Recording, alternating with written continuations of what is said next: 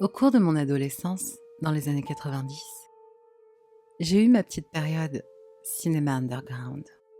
À l'époque, nous n'avions pas accès à toutes les productions étranges, même carrément malsaines, qui pullulent aujourd'hui sur Internet. Et nous devions nous en remettre au bon vieux réseau de vente et d'échange de VHS. J'ai eu en ma possession, vers 1996 je crois, je suis plus tout à fait sûre, c'est plutôt vieux, un film particulièrement troublant dont j'ai décidé de vous parler ici. J'ai depuis rendu la cassette à son propriétaire en échange d'autres films. Et lui-même l'a sûrement fait tourner de son côté. C'était comme ça que marchait le réseau. Je crois qu'il s'agissait d'une production asiatique, peut-être japonaise. Je n'étais pas aussi familiarisée avec l'accent à l'époque, ce qui expliquerait pourquoi je ne l'ai pas reconnu. Ou peut-être coréenne. Le film était sous-titré en anglais, avec une syntaxe ignoble et des fautes d'orthographe partout. Ce qui n'aidait pas beaucoup à la compréhension globale. Je préviens d'avance que je n'ai aucune hypothèse quant aux fins d'un tel film ou au public auquel il était destiné. Et je ne sais pas non plus s'il est le fruit de trucages très habiles ou non. Mes connaissances en matière d'effets spéciaux sont lacunaires. Mais la nature même de la mise en scène et de ce qui est montré me paraît rendre difficile la réalisation. Inutile de préciser que si qui que ce soit a des informations sur cette cassette, je serais plus qu'intéressée d'en discuter avec lui. Bref, je vous laisse sur les quelques souvenirs que ce visionnage m'a laissé. Le film s'ouvre sur un plan fixe montrant une petite pièce entièrement jaune, du sol au plafond, aux murs brillants comme recouverts de cire ou composés de plastique. Il n'y a ni porte ni fenêtre visible. Et l'architecture globale, comme la présence de gros poteaux ou le plafond très bas, me font un peu penser au local d'un parking souterrain. Un homme, en costume vert, assis à une table d'écolier dans un coin de la pièce, s'adresse directement à la caméra. Il parle comme un présentateur télé. Il se présente comme un adepte de l'art de la déstructuration, selon la traduction, qui se divise lui-même en 4 disciplines distinctes. Il enchaîne directement sur le premier de ces 4 sous-arts, celui de la restructuration à long terme, ou art bonsaï. La mention du bonsaï est peut-être un indice sur la provenance de la vidéo, mais je doute que le terme ne soit connu qu'au Japon. Un projecteur s'allume, apparemment situé derrière la caméra, et illumine le mur du fond de différentes diapositives en noir et blanc, tandis que la luminosité de la pièce baisse progressivement. Je précise ici que la VHS était de mais très mauvaise qualité, et que les photos projetées l'étaient apparemment aussi.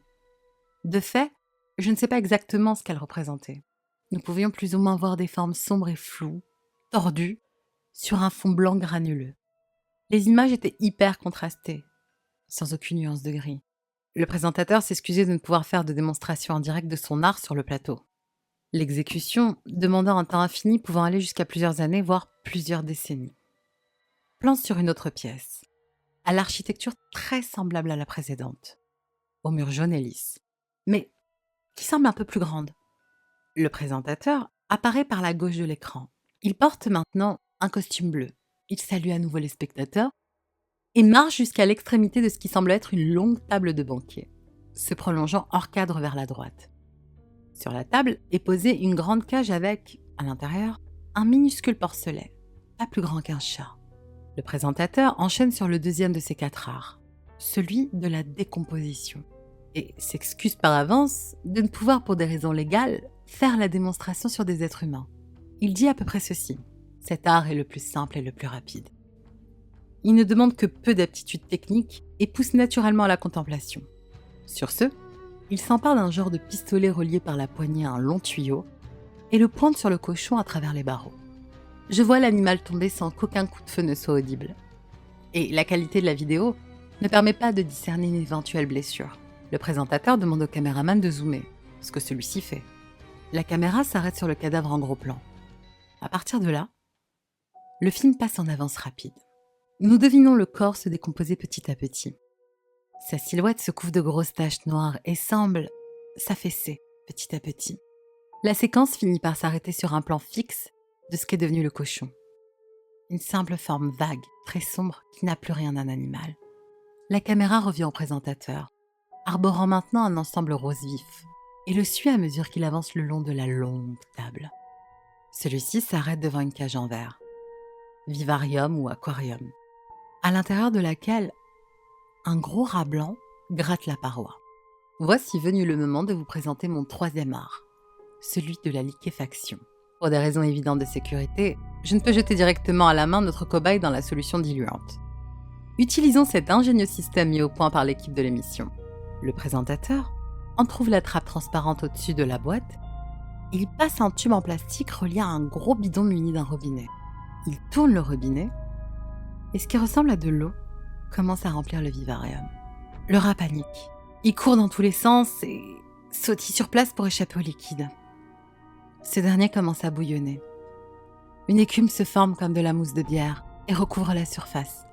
Je distingue plus ou moins un vacillement dans l'image, comme au-dessus des routes en été. Aujourd'hui, je me dis que c'était peut-être tout simplement de la fumée qui passait dans l'objectif. L'eau devient brune, puis noire. Le rat finit par arrêter de bouger. Il respire encore quand le liquide commence à le recouvrir complètement.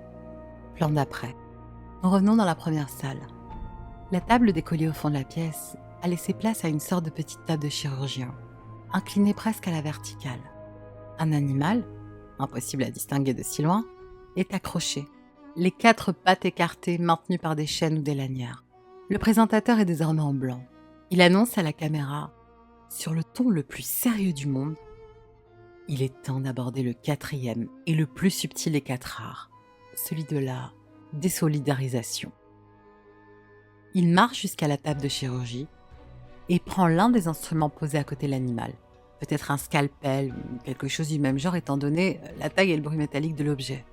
Il commence à travailler son cobaye. Et nous entendons alors des miaulements perçants, horribles, comme ceux qu'émet un chat quand vous lui écrasez la queue par mégarde. Le miaulement devient plus rauque, plus plaintif, s'éternise. Et je devine, malgré la qualité médiocre de l'image, le sang sombre couler sur la fourrure de l'animal. Le film s'arrête ici. La suite de la cassette est coupée par les extraits d'un film asiatique non sous-titré et tout à fait banal. Comme si on avait enregistré la vidéo par-dessus, puis suit un écran bleu, accompagné d'un bruit de fond sourd et diffus. C'est, je crois, la description la plus précise que je pouvais faire de ce film. Encore une fois, si quelqu'un a la moindre information, qu'il m'en fasse part. Quelqu'un a bien dû trouver la vidéo et la poster dans je ne sais quel coin mal fréquenté du web depuis le temps. En tout cas, je l'espère. Je ne cherche pas forcément à la revoir, mais simplement à savoir d'où elle vient et surtout à savoir si oui ou non ce que j'y ai vu était vrai.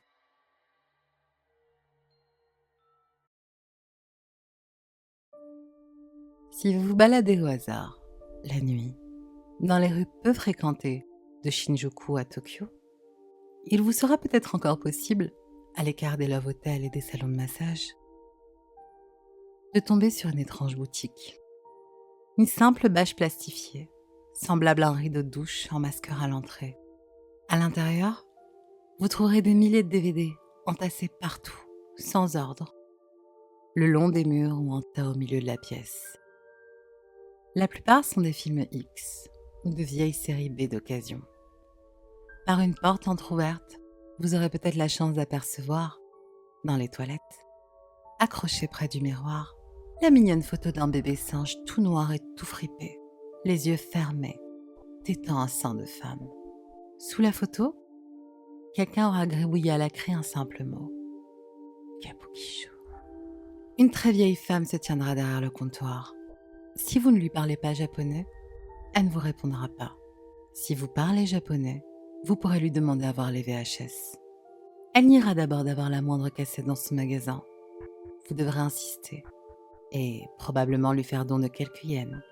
Elle vous conduira alors dans l'arrière-boutique.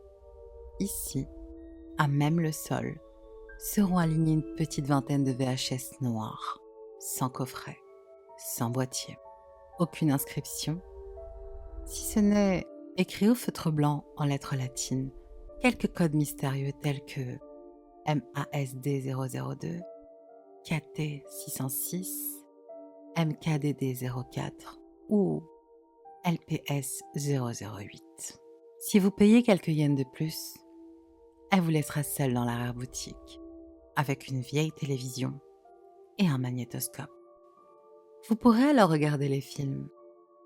Vous découvrirez ce que peu de spectateurs ont vu. Des femmes et des hommes torturés avec des clous ou des aiguilles. Des bouches cousues des seins mutilés, de jeunes personnes forcées d'ingurgiter des insectes, de se rouler dans du sang ou d'étaler sur leur peau leurs propres excréments. Quand vous serez lassé, si vous en voulez plus, demandez à voir la seconde collection de VHS. À nouveau, la boutiquière n'ira. À nouveau, vous en aurez pour votre poche. Elle vous conduira alors par un petit escalier à la première cave. Ici, le bâtiment semblera abandonné. Les couloirs seront sombres, obstrués de plâtre et de morceaux de faïence brisés. Si vous abandonnez quelques instants votre guide pour faire un petit tour des lieux, vous découvrirez une porte close, sur laquelle on a tagué un grand singe noir, aux yeux semblables à deux trous blancs. Des moisissures auront couvert le sol au pied de l'animal. Quelqu'un aura tracé 5 lettres avec son doigt, au milieu des champignons humides. Kabukicho. Rejoignez la vieille boutiquière. Elle vous attendra près d'une porte. Celle-ci sera complètement rouge. L'odeur sera insupportable. Vous n'aurez d'autre choix que de vous asseoir à même le sol, devant une télévision encore plus ancienne que la première. Des coulures et des taches couvriront en partie l'écran. Un vestiaire vous attendra dans le coin le plus sombre de la pièce. La femme vous donnera une petite clé et une serviette, puis vous laissera seul. Ouvrez le vestiaire. À l'intérieur, vous trouverez un grand sac et 6 cassettes, vierges de toutes inscriptions. Le sac bougera, comme s'il grouillait de choses vivantes. N'ayez pas la malheureuse curiosité de l'ouvrir. Vous pourrez mettre une cassette dans le magnétoscope. Elles ne montreront rien d'autre que la mort et la putréfaction. Vous n'aurez jamais connu la mort avant d'avoir vu ces films. Ne vous avisez pas de voler l'une des VHS. Quand vous aurez terminé, sortez. La femme vous attendra derrière la porte. Rendez-lui la clé. Elle vous pressera de partir. N'en faites rien. Demandez à voir le film. Elle vous demandera lequel. Répondez simplement « le film ». Elle n'aura pas l'air surprise. Elle ne demandera pas d'argent. En fait, elle ne vous dira rien. Elle vous tournera le dos et s'enfoncera dans des couloirs abandonnés. Suivez-la. Elle vous mènera à une trappe, dissimulée sous un tas de cartons. Vous descendrez par une longue échelle. Vous descendrez jusqu'à la seconde cave. En bas, tout sera rouge. Une pièce ronde et vide. Au centre, le sol sera percé d'une plaque d'égout. Un verrou en interdira l'accès. Une télévision vous attendra. Une télévision des premiers modèles. Une télévision préhistorique, délabrée à l'écran fissuré et couvert d'une épaisse couche de poussière et de graisse. Il n'y aura plus ni cassette, ni magnétoscope. Juste la télévision. L'écran s'illuminera soudainement. De la neige apparaîtra. Vous entendrez des gloussements, des cris rauques, des grognements de bêtes. Puis, vous verrez les premières images du film. Un souterrain noir, une femme, un monstre noir énorme, un monstre aux yeux blancs. Fermez les yeux, mettez vos mains devant vos paupières, ne regardez pas. Malgré tout ce que vous aurez déjà vu, ne regardez pas. Vous entendrez des choses horribles. N'ouvrez pas les yeux, ne baissez pas vos mains. Le film se terminera sur un sifflement strident. Alors vous pourrez enfin ouvrir les yeux. Sur l'écran, il y aura 5 caractères. Et leur reflet dans la plaque d'égout au centre de la pièce formera le mot « Kabukicho ». Et les gloussements ne cesseront pas. Ils ne viendront plus de la télévision. Ils viendront d'en dessous. La télévision s'éteindra. Tapez contre les barreaux de l'échelle. La femme ouvrira la trappe au-dessus de vous. Ne lui demandez plus de voir le film. Demandez-lui de vous montrer la réalité. Vous n'aurez pas besoin d'insister. Elle vous jettera une clé et refermera la trappe. Prenez la clé et dirigez-vous vers la plaque d'égout. Mettez la clé dans la serrure et ouvrez le verrou. Devant vous, il n'y aura qu'un puits noir. Il n'y aura rien que l'obscurité. L'obscurité et les gloussements de Kabukicho.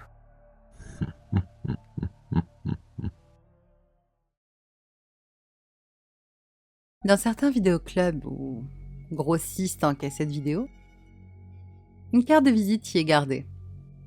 Certains magasins la cachent bien, enfermés en sûreté et nieront leur existence. D'autres vous la montreront si vous leur demandez avec le nom précis. Aucun ne vous montrera à quel endroit ils la cachent. Sur la carte, il y a un nom, Moonlight Films, et un numéro de téléphone. Toujours un numéro local. Allez dans une cabine téléphonique et composez le numéro. La réponse sera immédiate, mais vous entendrez du silence. Attendez 30 secondes, puis vous serez rappelé. Une voix sèche et monotone vous posera une question. La route de la vie à la mort est-elle sombre? La réponse correcte est claire comme la lune. Si vous répondez autre chose, il raccrochera. Si vous échouez la première fois, je vous déconseille de réessayer. Mais si vous répondez correctement, l'homme vous dira une adresse dans votre ville et raccrochera. Allez à cette adresse et vous trouverez un petit appartement vétuste. Le tapis sera sale, le papier peint déchiré, pourri, les fenêtres fissurées. Ça sentira la poussière et le tabac. Sur une vieille table basse tachée, il y aura un sac en papier. Sur ce sac sera écrit votre nom en rouge. Ouvrez le sac et vous trouverez une cassette VHS sans étiquette. Prenez-la et placez très exactement 10,99 € dans le sac. Puis partez. Vous pouvez regarder la VHS si vous le souhaitez, mais ce n'est pas obligatoire. Attention, ce n'est pas plaisant. Vous verrez une chambre ou un salon entièrement drapé et meublé en peau humaine découpée en os humain. La cassette dure approximativement 32 minutes et montrera le meurtre d'une personne et la confection, à partir de son corps, de meubles pour la salle. Lampe avec la peau, table avec les os. Après l'avoir louée pour une semaine, vous devez la rendre à l'appartement en la glissant dans la boîte aux lettres avant le temps imparti. Après ça, ne revenez plus jamais à l'appartement et ne rappelez plus jamais le numéro. Je vous suggère aussi de ne pas garder la cassette plus d'une semaine. Les propriétaires n'aiment pas les retardataires et les suppléments imposés. Et vous savez, une bonne maison n'aura jamais assez d'accessoires.